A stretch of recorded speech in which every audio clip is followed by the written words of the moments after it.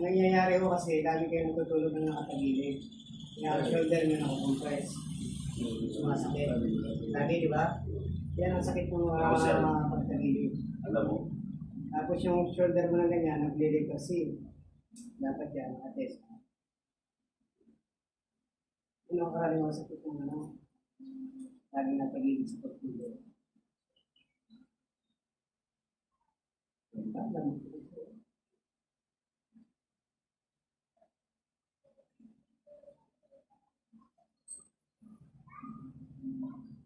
Relax lang. Matigas ah.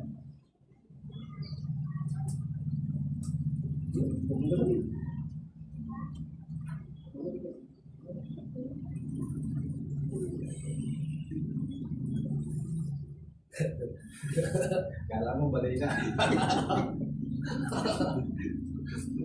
Yan mo lang. Pagkakangipit niya parang na.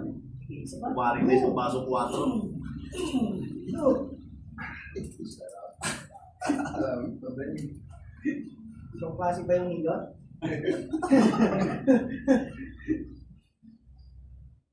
Sa balakang wala masakit? Yun ang cause niya, no? Yung pagtulog nyo ng tagilid. Yan ang nagiging cause nyo. Kaya yan, pupuba kayo. Kasi nyo to, hindi nyo makabend ng ano, ng 360. Sabihin na po ba yung spinal. Yan, yung pagtulog nyo.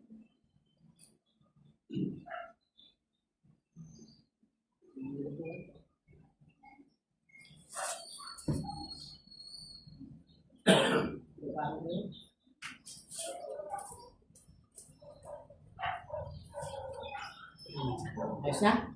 Nawala na yung sakit? Pero kaparaan gusto na lang. Yun na, nagaganyan na po. Yun lang no. Salamat ah. Oo. Yun. Yo. Yo, dapat yung mga nag-shoot na yung mukha nila. Dito sa dito.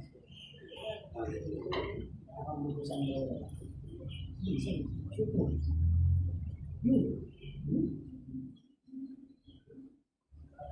Dumami mo na kaya. Okay na yung taba nyo?